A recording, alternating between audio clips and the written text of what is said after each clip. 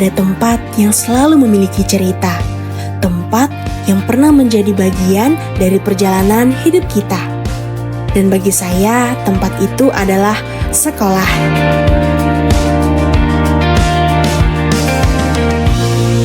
Delapan tahun yang lalu, saya datang ke sini sebagai seorang siswa, membawa banyak mimpi, banyak pertanyaan, dan tentu saja banyak tugas yang harus dikerjakan. Saat itu saya tidak pernah membayangkan bahwa suatu hari saya akan kembali, bukan sebagai siswa, tapi sebagai guru.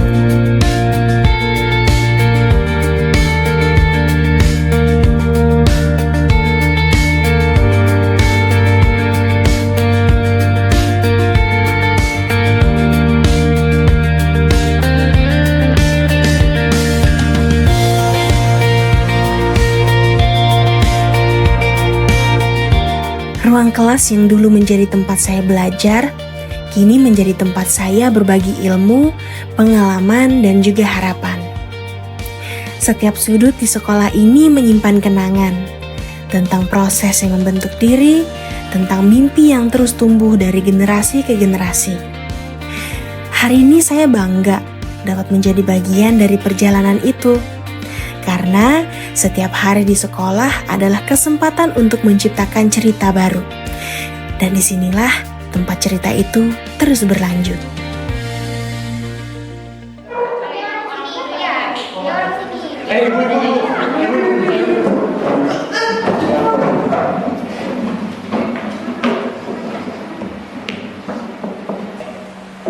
Beri salam.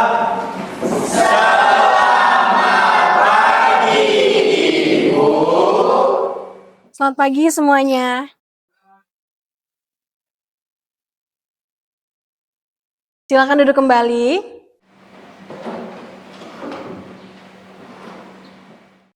Baik, perkenalkan nama saya Rahma Alfisah.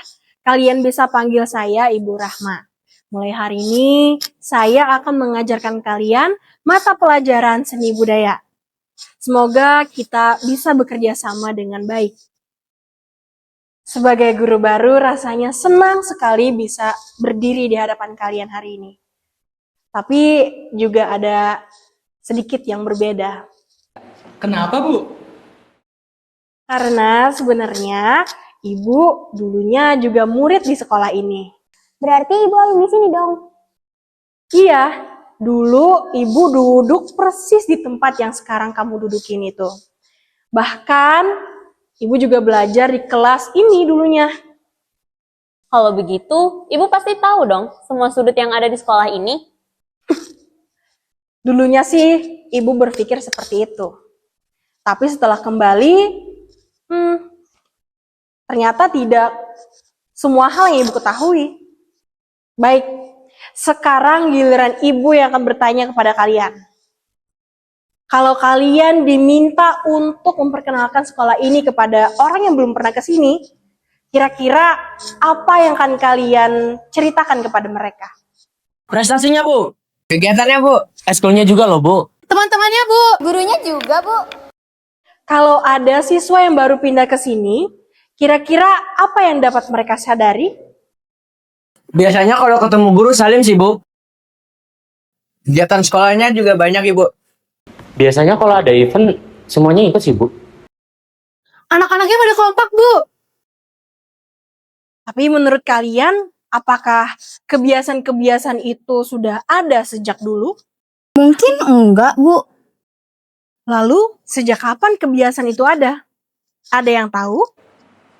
Saya menanyakan hal tersebut kepada mereka bukan karena saya sudah mengetahui jawabannya.